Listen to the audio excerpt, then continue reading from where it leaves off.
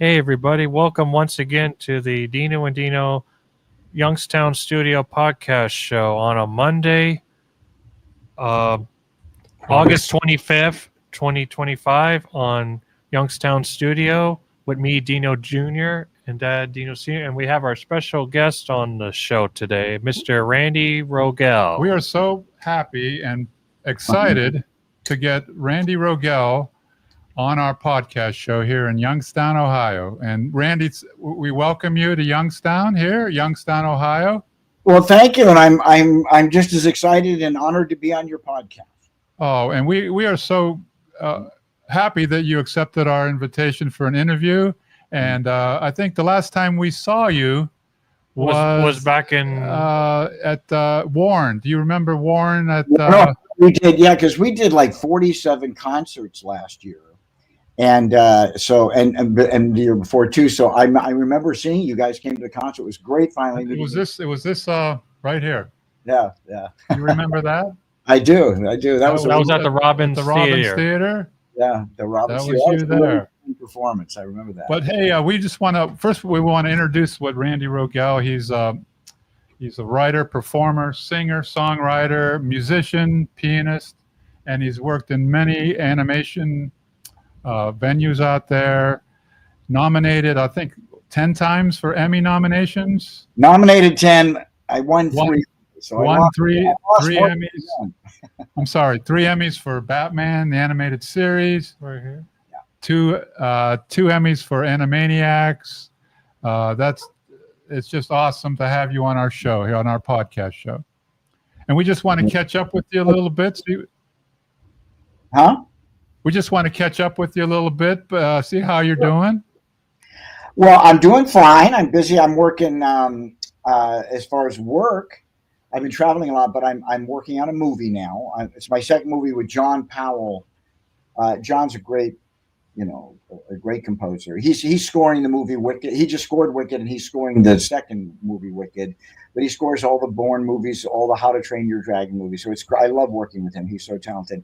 And Carlos Saldana, I work with him on Rio too. So we're doing a new movie, very cute, feature animated movie, and we're writing. John and I are doing the songs for that. And there's also awesome. Yeah, there's also a woman writer out of Brazil who's also writing, and she's quite good. Maria, I don't know Maria's last name, but I think she's a pop star there, and she's quite good. So that's what I'm doing today, and I've been doing for the last month or two, and then I have a musical that I wrote, a stage musical, because during COVID, our concerts shut down. You remember that because nobody was going to the theaters. And I thought, well, this is a good time to write a musical because I've been meaning to do that, and. So, and someone had approached me on an idea. I thought, oh, that's a good idea. So I wrote it, and it got its full production here in La Mirada about 18 months ago, and did really well. So Jerry Zaks came on board to direct it. I don't know if you know Jerry Zaks, but no, Jerry.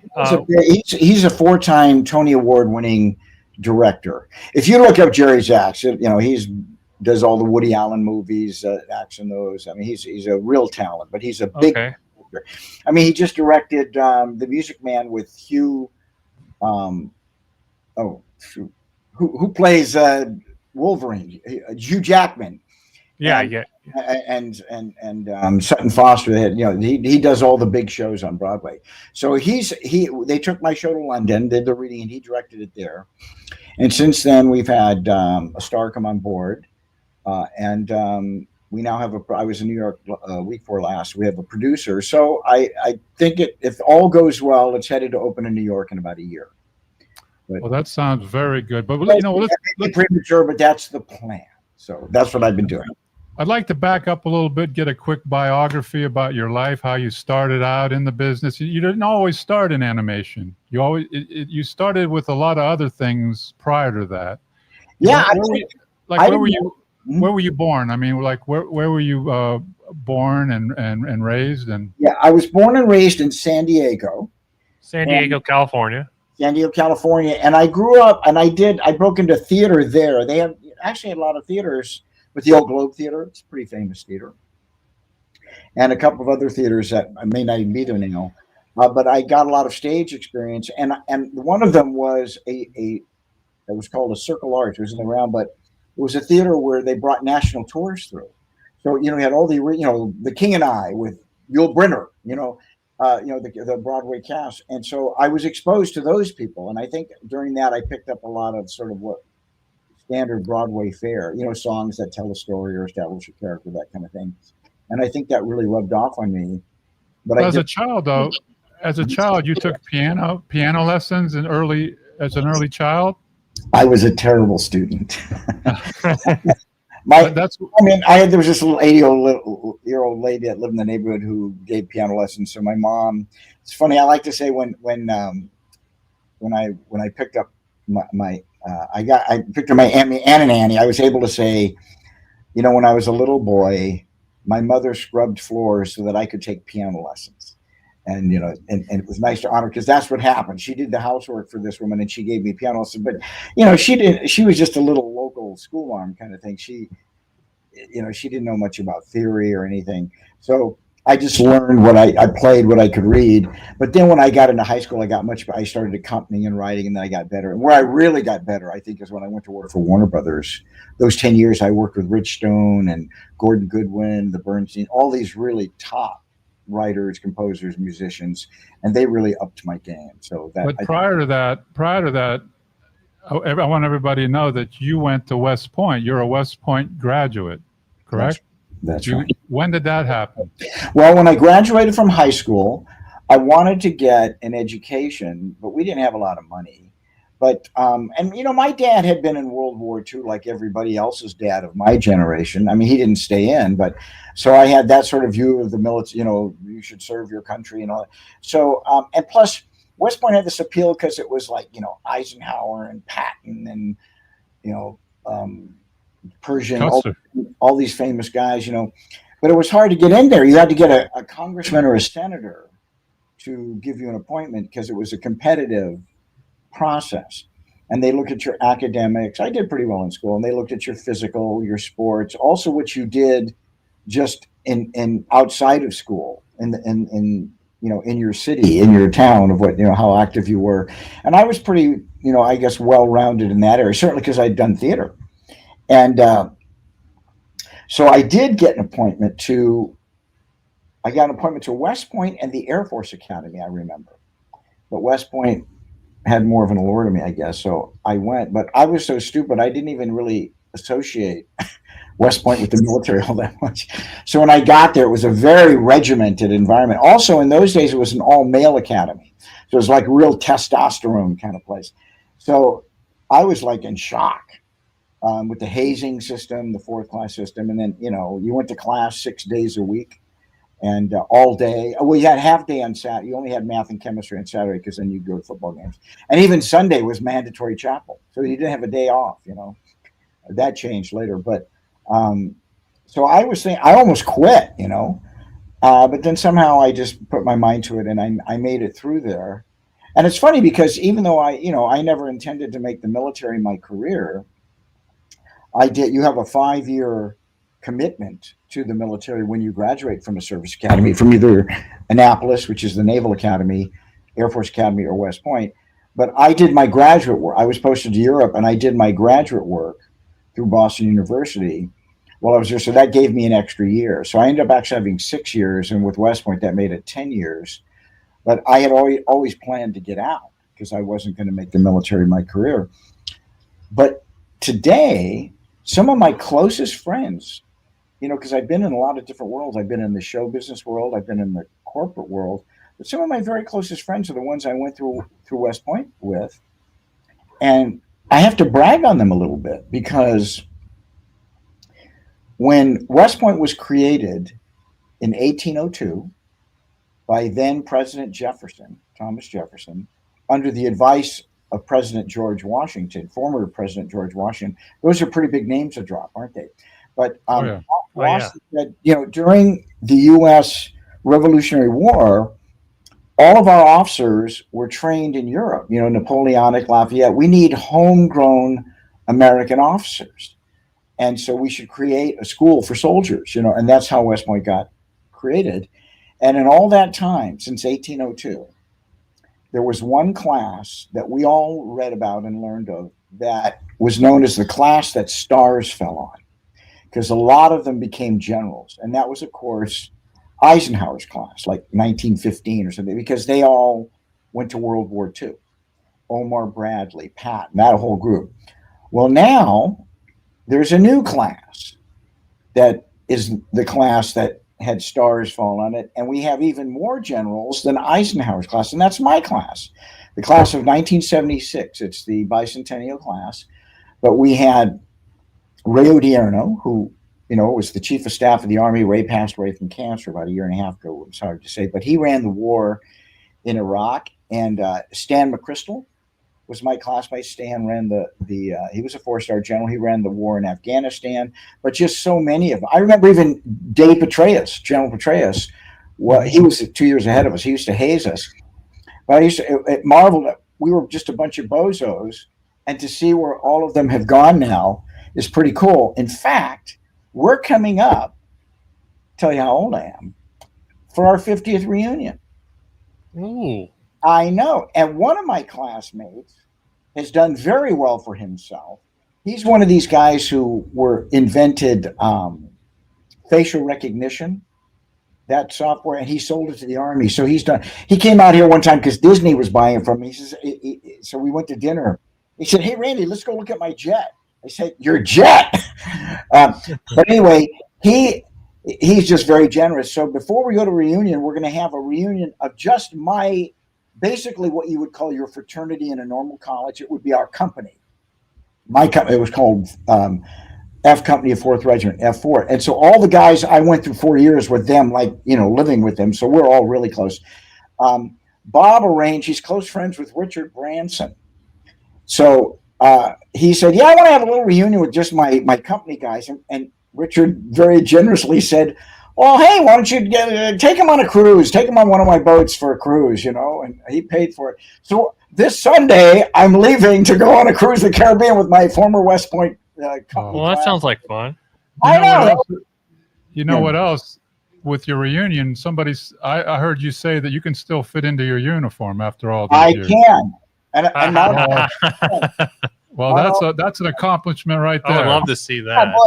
Dino, you're our age. For the older guys, you're right. To be able to fit into those clothes, it's a point of pride if you can still do that at our age. Hey, real quick, we're getting a lot of comments to ask questions. We're not.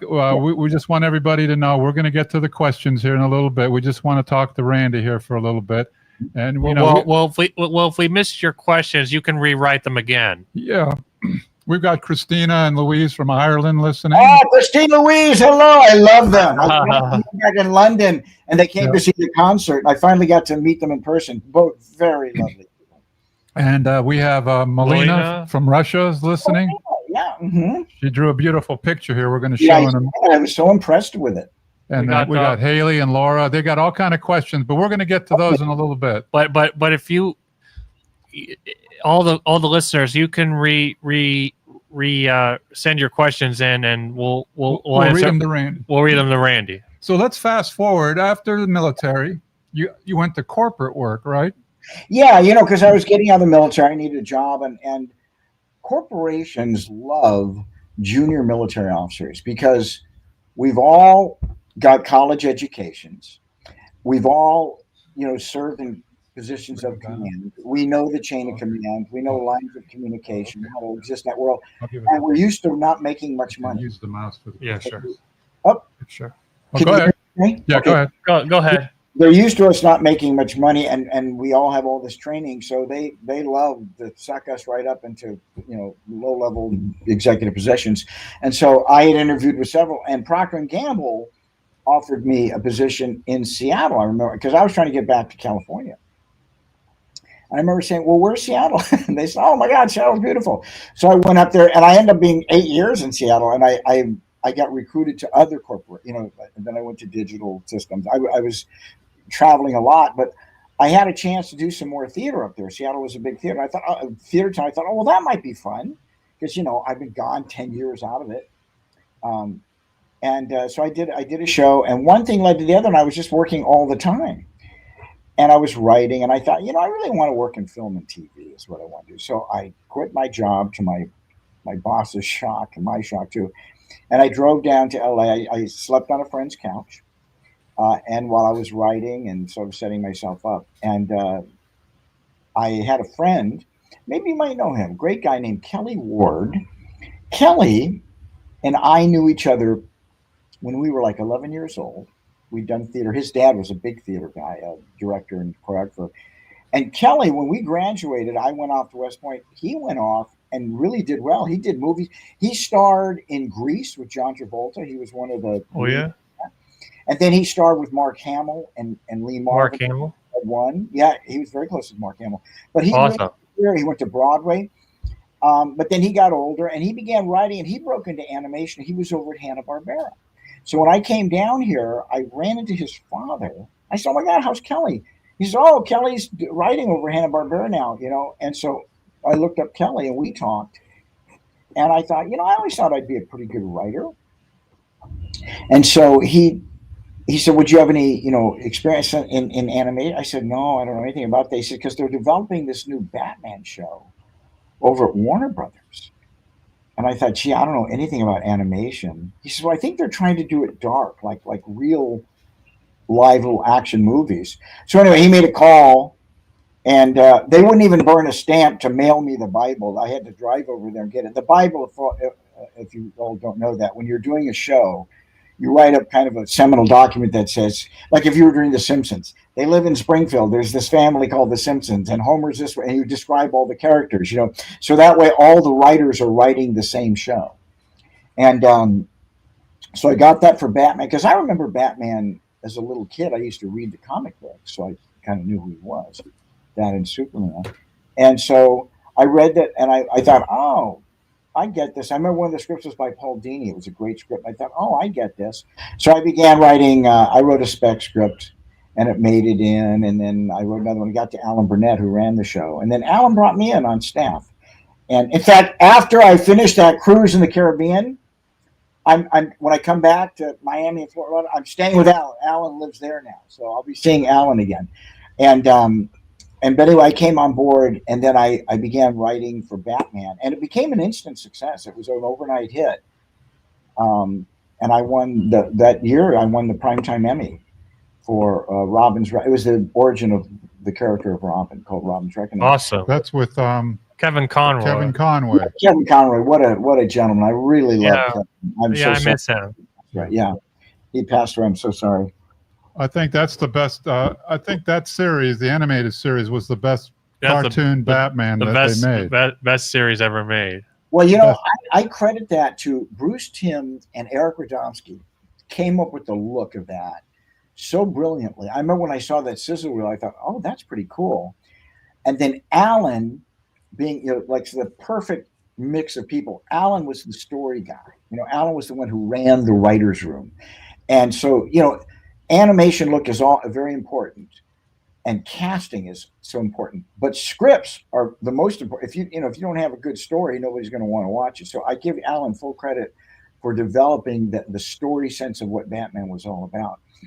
And I remember Boyd Kirkland, who directed probably close to half of the episodes of Batman. He was very active. They wanted to give him another deal to keep directing at Warner Brothers. He said, "Well, I want to direct a movie then."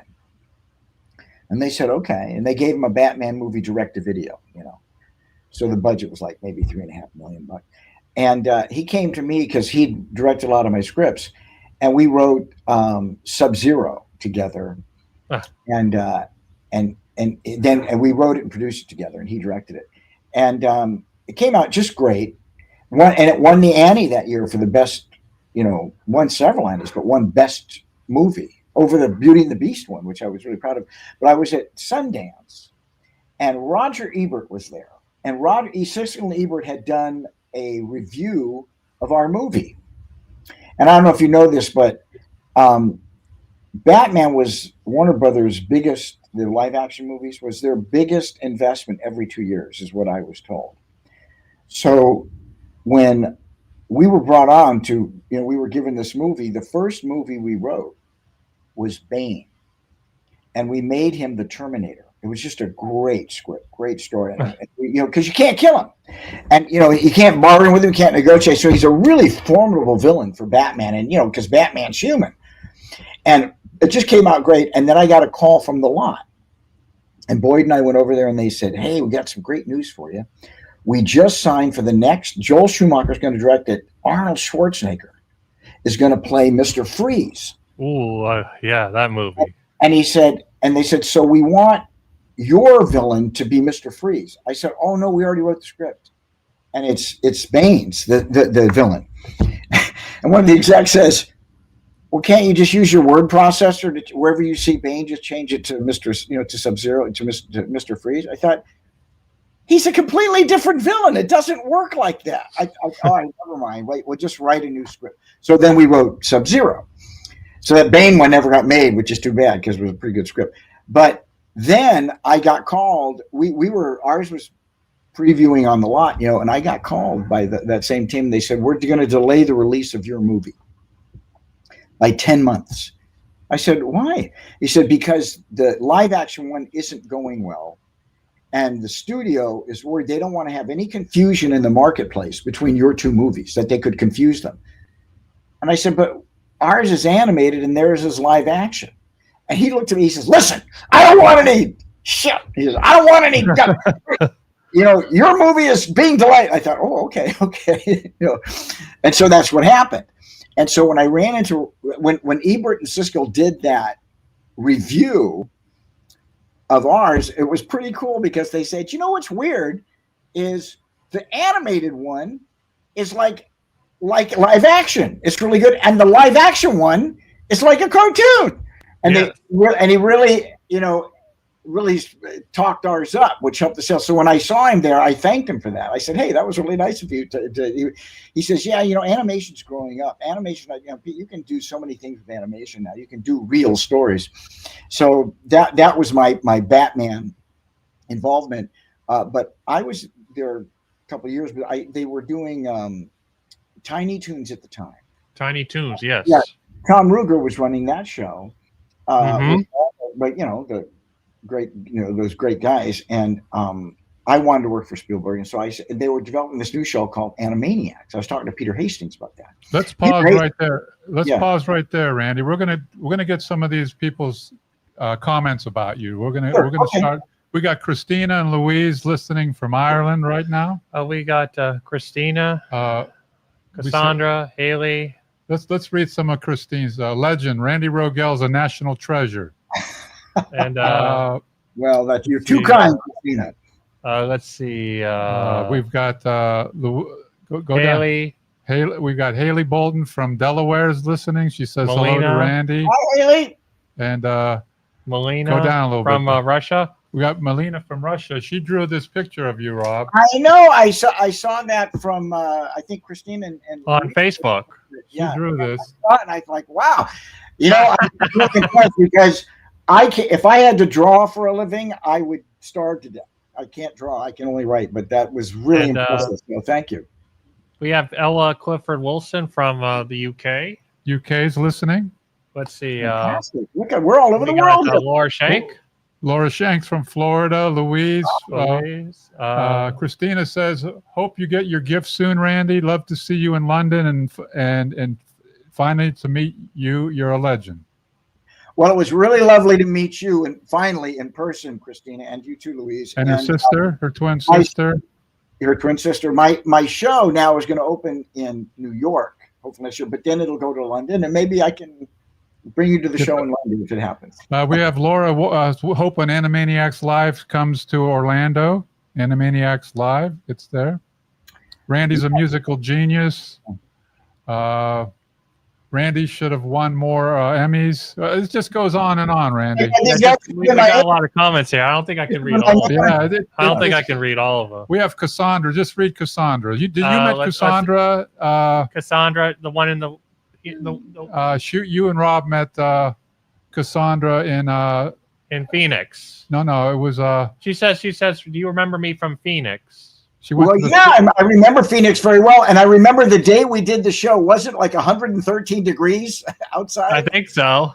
Yeah, she was at Rancho Cucamonga, I think it Oh, was. Cucamonga too. That which And is she says, LA area. Mhm. she says, I went to the Phoenix Animaniacs in concert, and I went to the Malibu concert and the one in Rancho Cucamonga. Oh, yeah, that was a great one. That one we had Nancy Cartwright, right? Nancy Cartwright, she's from Dayton, Ohio, Dad. Yeah. Well, yeah, we she's just from did there. it a couple of months ago. We went to Dayton or where do we go? We went to her alma mater. It was her University of Ohio, I think. Yeah, in Dayton, Ohio, right? Yeah, right. And Nancy was there. And when we did it at Pepperdine in Malibu, because it was in the LA area, Tom Ruger came, Sherry Star. I mean, everybody came. Oh, yeah, I did see that. Yeah, and it was really a wonderful night. And of course Maurice was in the show, and Nancy Cartwright. Yeah, Nancy Let's see if you Cartwright. could turn your volume up a little bit more. Nancy Can you Cartwright. turn your volume up a little, I think Randy? she played buttons on. I think she played buttons on Animaniacs. Yeah. No, she didn't play buttons. She played Mindy. Oh, Mindy. I meant to say Mindy. And Frank Welker, who does all the Scooby the dog voice. Yeah. He played. That's right. Let's see.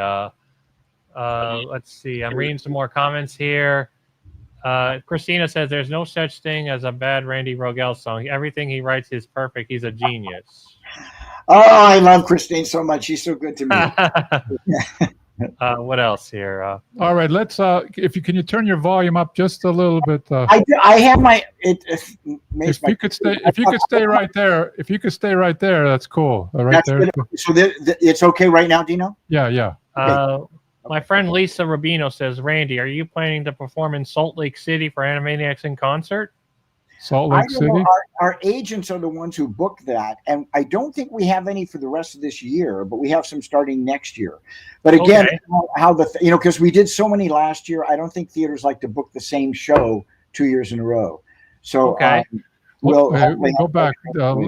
Louise says, Laura Shank, hope you get to meet Randy. Truly, he is the nicest person you'll ever meet, just like Rob. So you got a lot of fans. Let's fast. Wait. We got somebody here. Hold on. Brenda Cokerfield. Hey, Dino and Dino. It's Brenda watching from Cleveland with John Perry. Lisa Rubino. I'm watching from Eagle Mountain, Utah. We got Utah. We've got Florida. We've got Delaware, Ireland, Russia. We're all over the place. We're all over right now. But and the United Kingdom. What time is it in Ireland? Yeah, what time is it in Ireland, Christina? Or Russia too. We got Russia here. Russia, my gosh, you're right. They're staying up late just to see you. Well. During our radio show at Golden String Radio, our show is on late. Okay, now let's fast forward. Now you're at Batman the Animated Series, right here.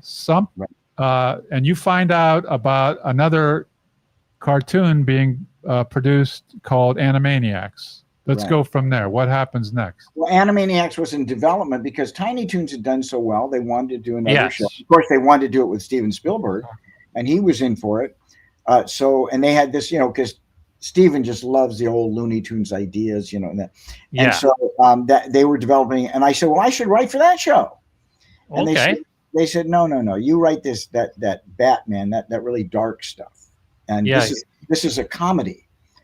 And I said, well, comedy is me, So then I went back, and so I had been talking to Peter Hastings. He was on the staff there. Peter's like one of the most talented guys I've ever met. I know Peter Hastings. I'm good friends with him on Facebook. Yeah. Peter just directed Dogman, or the movie Dogman, the animated movie. He's doing really well, I think. Oh, what was it again?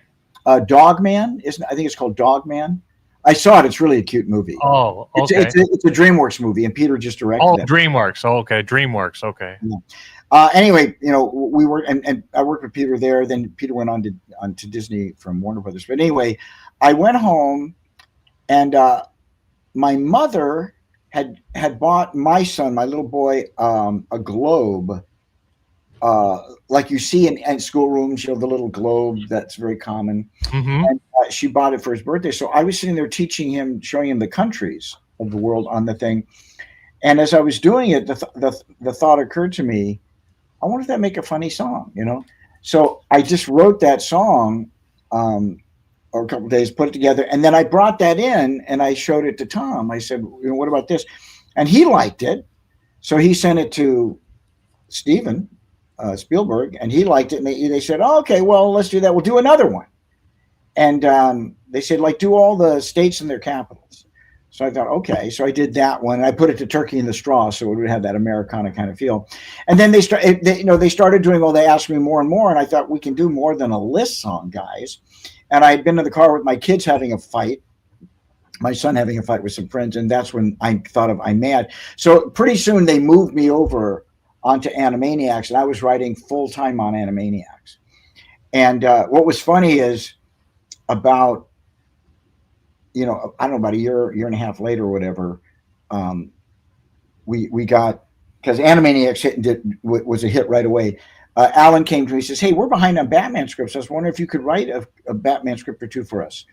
I thought, oh, that'd be fun. I haven't written a Batman script for like a year and a half, whatever. So on Monday morning's meeting with Jean McCurdy, she was the president of I know Jean McCurdy. Jean's just the best. She's just wonderful. And so we're going around the room, who's doing what? And I said, yeah, I'm going to be working on a Batman script here. And she goes, Batman? But you write the comedy stuff, and Batman's dark, I said, lest we forget, I started on Batman. You're only as good as your latest sale. So anyway, that was my time. That was like 10 years at Warner Brothers before I went to Disney, and it was a great time. Really enjoyed it. And do you know who Paul Dini is? Paul Dini? Paul Dini and I are very close friends. In fact, yeah, Paul, he's a good. Yeah, Paul and I shared an office together. We went to work later. Tom Ruger created another show for Disney called The 7D. Oh yeah, that right. Yeah, it was the Seven Dwarfs before Snow White shows up, and so Paul and I shared an office. But Paul and I were worked together on Batman. I would have to say, and I don't know if anybody would really argue this point, Paul Dini was hands down the best Batman writer. Yes, he is. A lot of good scripts, but Paul Dini had so many ideas. He was just a fountain of ideas and just terrific writer. Great dialogue. He worked so well with Alan Burnett. We had Marty Pasco on there at that time. We had, oh gosh, I can't think of his name. I'll get it. He was one of the story editors, but those four.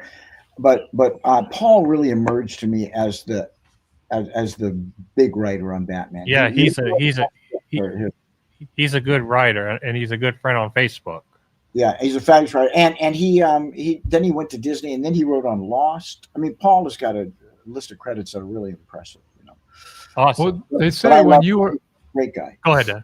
They said when you were at Batman, the animated series, and you wanted to go to Animaniacs, they didn't want you until you wrote Yakko's World. Is that true? Is that what happened? Yeah, I think maybe they might have been looking at me. I wrote a couple, they were to say, well, you can write this, but they already had their crew in place because of the Tiny Toons. And that would have been Paul Rugg, John McCann, Peter Hastings, Nick Hollander, Sherry Stoner, Deanna Oliver? Yeah, I was saying Oliver. Deanna Oliver, who also became a story editor. They were all, knew each other. So I was kind of the new guy in the room to break in. But I think based on those songs, and I think also the idea that making it a musical show, having songs just for the sake of song, like suddenly the characters would just do a song and then you'd fade out. It was a magazine show, so yeah, like Rocky and Bullwinkle, where you'd see this, then you'd see Fractured Fairy Tales, then you'd see Miss Sherman and Peabody. We had Mindy and Buttons, we had Pinky and the Brain, all those. And one of those little franchises where suddenly they would just do a funny song about something. And so I think I kind of owned that portion of I think probably Paul Rugg did most of the Warner Brothers cartoons. Peter Hastings did most of the Pinky and the Brain. I did most of the songs. Everybody did a little bit of everything. Sherry Stoner was Slappy Squirrel. And then, of course, Tom Ruger was in charge of it all. He sat over everything. And awesome. So he had his hands in all of the franchises. He really guided that ship creatively. And then Gene guided the studio from the studio exec side. Awesome. But you weren't reluctant to leave Batman to go, because that was a hit, going to a show you didn't know was going to be a hit. That's a good question. A very good question, And in fact, it was kind of evolutionary. In other words, I was writing for both. I was writing for Batman and I was writing for Animaniacs, but gradually I was getting more and more assignments to do more songs. And then gradually I moved away from Batman, and they had other writers. So I just went full time, because, you have to count for your time, because that comes out of the budget of the show. Like my time spent on Batman would come out of the budget for Batman for that episode and Animania. So if I was working full time on Animaniacs, that would come from the budget of Animaniacs, not from Batman. Okay, so what was the run for Animaniacs? What year did it run from? You mean the TV show? Yeah, 1993 to 1998. 98. 5 years. Yeah. And then you worked on that. This last thing here, right? Yakko's Wish. Wacko's. Yeah, so Wacko's Wish. I did. I wrote the songs for that. Yeah. You were screenplay on that one, right? Yeah, too. I worked on that. I think everybody contributed. If you look at the bottom, you can't see it. You can't see it on the bottom there. But if you look at the bottom of this poster, your name's on there. I think that was the finale for for the original Animaniacs until the reboot in 2020, 20 years later. That movie was made in 1999, and then 20 years later, the reboot came on. Yeah, I remember I wrote this really cool song. They're going to go to Mr. Plotz to make a movie. And I had this great little tune that we end up using, but Rich Stone said, I can't use that. It was, we're on our way to go see Mr. Plotz. He's all the movie lots. And I had to Rich changed it to some little different note, which I didn't like, because he said, it sounds like the Donna Reed show theme song. I thought, nobody's going to know that. But anyway, so that's why it's got the tune it has now. But that was a really fun one to work on. And you're right. So Wacko's Wish is is it like a winter movie or a Christmas movie it has a holiday feel to it. Because I wrote that. Remember, I wrote that New Year's Eve song. It's New Year's Eve, looking cute. So they did have that New Year's Eve feel, and it was kind of the swan song. By the time we were doing that, we were all working on other shows too, as well. Yeah. Yeah. You don't happen to be by your piano or anything right now, do you? I am by my piano. You are? Oh, you are? Yeah. Well, would you give us a little bit? So it would be. Something. Well, here, let me turn. I have to turn this. Can you see my piano right there? Oh yeah, yeah. Guys, you're in for a treat. Guys are in for a treat now. Can you see me? Yes. Yeah, I can see you, buddy. Well, here's the United States, Canada, Mexico, Panama, Haiti, Jamaica, Republic, Dominican, Ain't that good? That's what it originally sounded like. Anyway, I could sit there and play all day for you for all the new songs I have for my musical. Oh yeah, that was awesome, buddy. That little bit was great. That was great. Yeah, that's the original from the author. And Christina says Randy's the best piano player. Well, Speaking of piano, I think one time you told this story to me. You were in London, right? At Abbey Road Studios. That's right. You got to go in. Yeah. And you went into the studio. Yeah. What happened was I also have done a lot of performing, because I grew up as a kid doing theater, and so while I was working at Warner Bros., I got cast as the Donald O'Connor character in Singing in the Rain, which is the famous movie. And so they made it a Broadway show, and then it went into, regional, national tours and all that. And it's all of Gene Kelly's choreography, the original. And so I just got really well known for being the Cosmo character. And what's funny is people used to say, Randy really is Cosmo, because I would go into the studio and be playing the piano, right? Just like Donald O'Connor's character in Singing in the Rain. And in fact, I did a number called Make 'Em Laugh. And they go, make 'em laugh, make 'em laugh. And if you go to YouTube, somebody posted it there. It's if you say Randy Rogel, make 'em laugh, and it's make apostrophe EM, like not make them laugh, laugh, because that's the name of the song. You can see me doing it, but I did 26 productions of that. So we did one that was a tour, and the producer wanted to record an album of it, which we did. And we did it at Abbey Road Studios in London, which was really an exciting experience for me. I mean, they flew us out there, and they have a different set of rules for their unions. So they can call you at any time of the night or day. So we were in the big, the big studio with the full orchestra doing Good morning, good morning. It's great. And that whole tap number we do, right? Yeah. So we're doing that. So now it's really late and it's like 1 or 2 in the morning. And they said, Randy, will you go to the smaller studio to do Make 'Em Laugh? Because that's just your solo. So I went over to the smaller studio. It's 2 in the morning. And it looks like a handball court, really tall handball. Yes, I've seen pictures of it. And there's just this grand piano with a light on it. And way up, I can see the window where they're setting all the recording levels. It took them like 45 minutes. And so while I'm sitting there, the conductor came over the mic. He says, Randy, this is the room, where they recorded Abbey Road. The Beatles. So I was like, really? This is it? So I sat down and I went.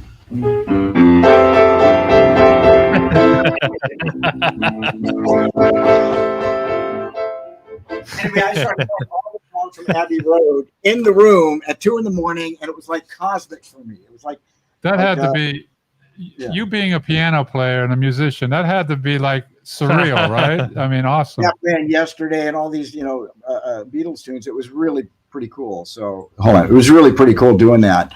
But that was my Abbey Road experience. And then the album came out, and it did pretty well. You can actually find it on Amazon. We also saw Jess Harnell recorded in there with Rob and Jim Cummings. They did.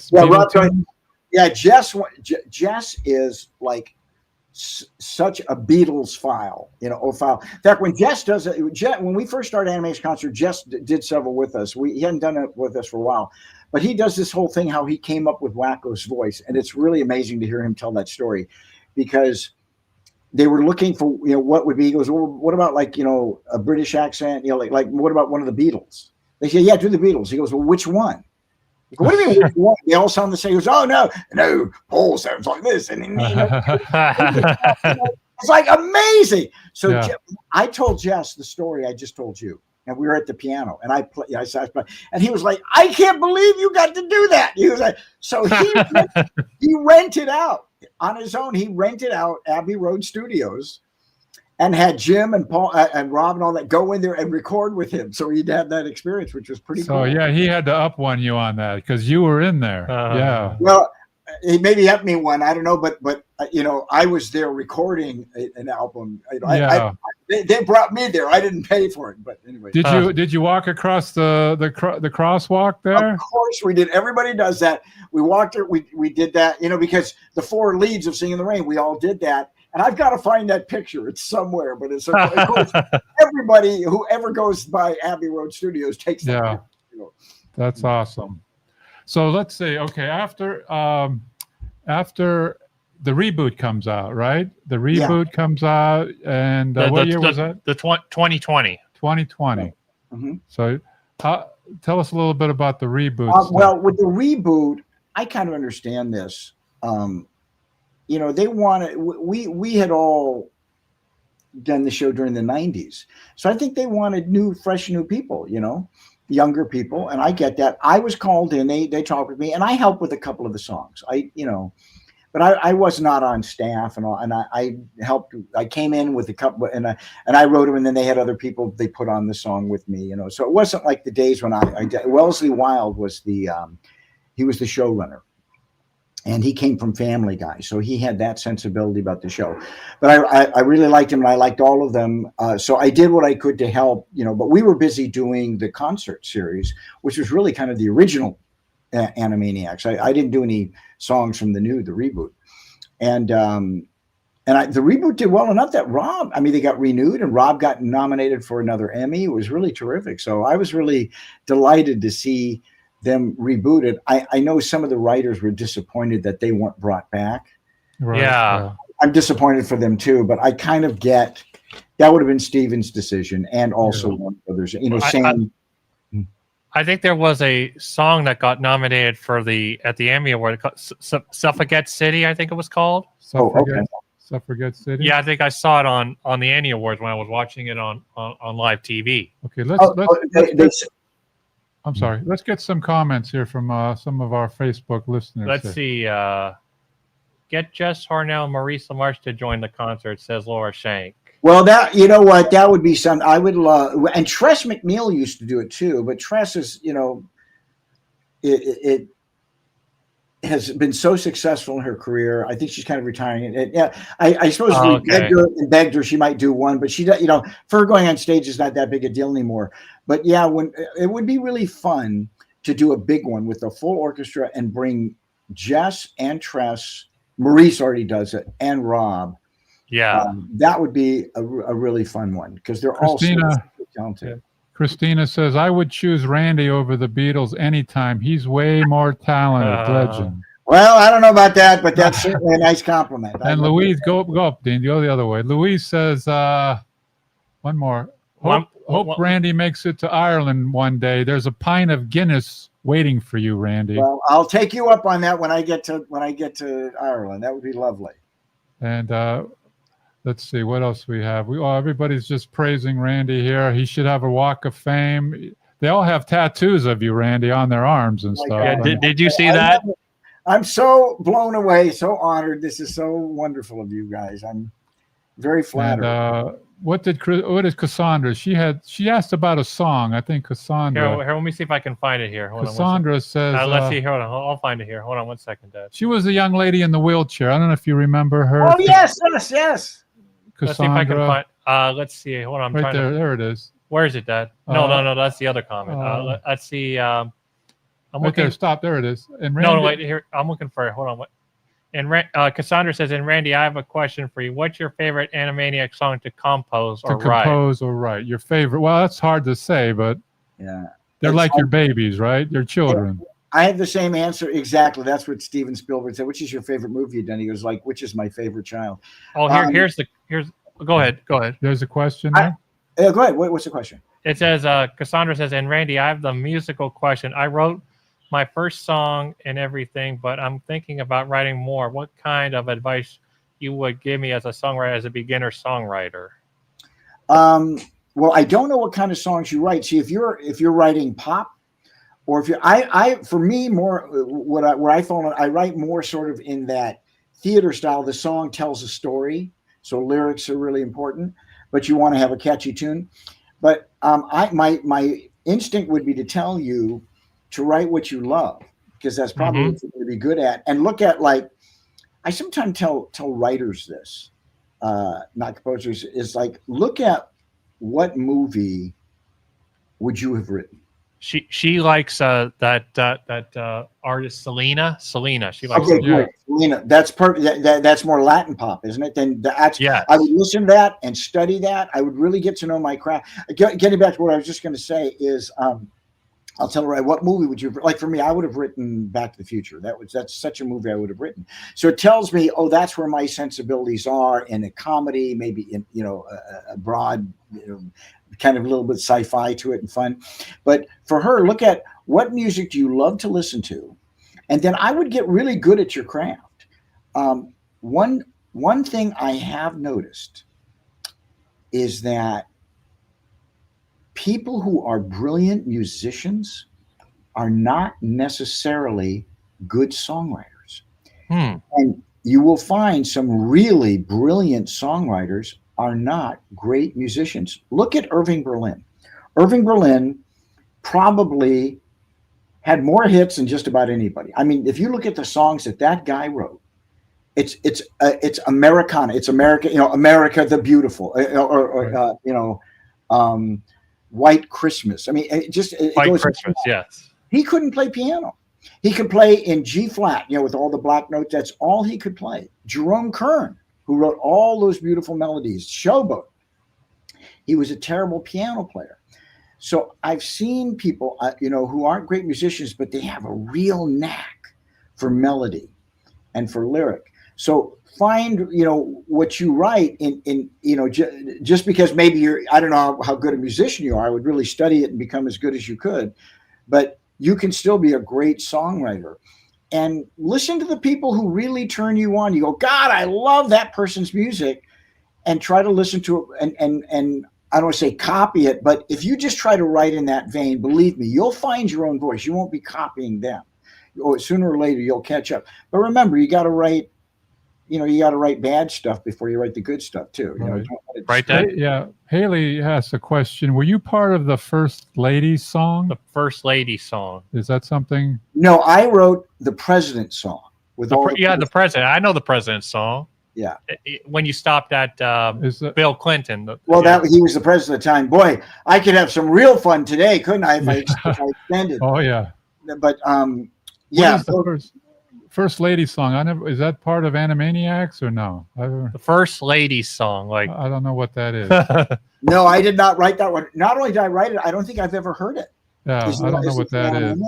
Did you write all the songs for Animaniacs? No, I mean I wrote most of them, but I mean other people wrote some songs. But I think okay. I wrote the preponderance of songs for Okay.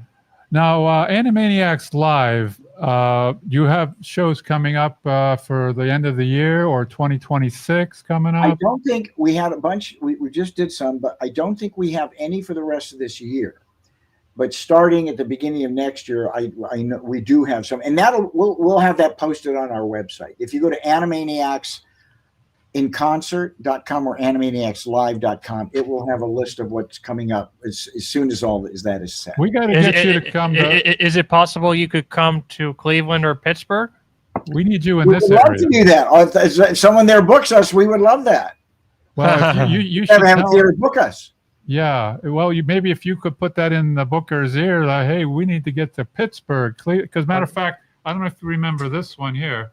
This was the first time we saw you. At the Carnegie Homestead Musical in Pittsburgh. I remember. That was the first time we met you there. Did we lose it? Oh, we lost your volume there, Randy. We lost you. There you go. Hold on. Is that better? All right, go ahead. You were saying? I remember that very well. That was a while back. Yeah. Well, you know what? Our agents are bicoastal talent. They're in New York and LA. And if the theaters contact them and say, we want to do the show, they'll book it. So that's how that works. But so what year did Animaniacs in Concert start? It was 2017, right? Yeah, it was actually Rob's idea. Rob came to me one day because, Rob and I are friends too. We just see each other socially. And Rob said, hey, Randy, every time I go to one of these cons, people are always asking me to sing your songs. And I thought, oh, well, that's nice. And then because he had that Talkin' Tunes podcast, he had, a large listening base. He had a huge base of people. So they asked him if he would do a live one up here at Universal Studios. I live here in Toluca Lake, which is right near Warner Brothers, Disney, CBS, Universal. And so they invite him to go up to the John Lovitz Comedy Club and do a live one. He did it with Maurice as Pinky and the Brain. And they sold it out. So they said, oh, do another live one. So he called me. He says, Randy, you live close. Why don't you come out and we'll just sing some songs and wing it. So I thought, okay, a couple minutes away. We went up there and we sold it out. So they did it again and we did it again. And then they started, but we did it at the Writers Guild. We did it for a couple of places. And Rob's agent at the time said, I think this is a show. Mm-hmm. I said, well, if we're going to do that and, charge admissions. And I remember the first time me and Dad went to the Pittsburgh one and Dad really loved it. Oh, yeah. Everybody thinks it's for kids. Yeah. But when the adults come, they're blown away by the show, the music, and the cartoons too in the background with the projection on the projector on the screen there. Yeah. Well, thank you for that, Dino. Because the first one we did was with the symphony orchestra. We did it with the Colorado Symphony Orchestra in Denver.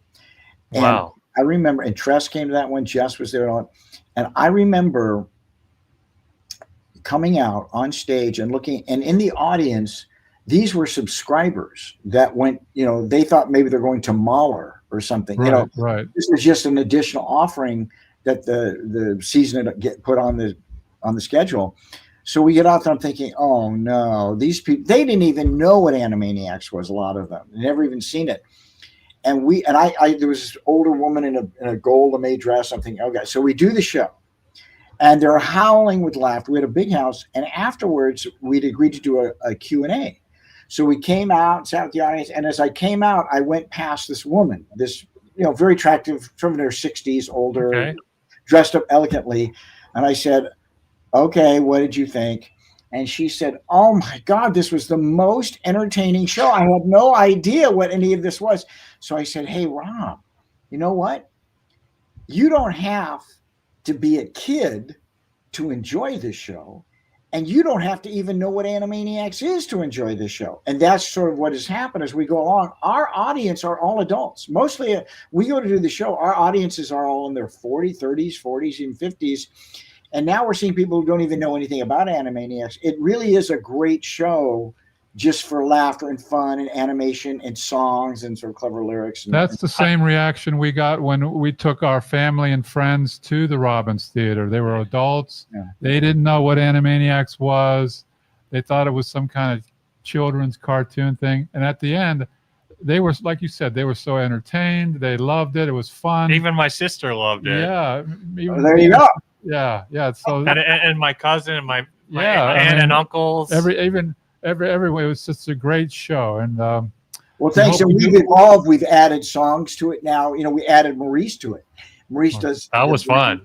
I wrote him a song, "Take Over the World" for the brain, all that. So the show's continued to evolve, but that's really a compliment. Thank you, because it. Rob and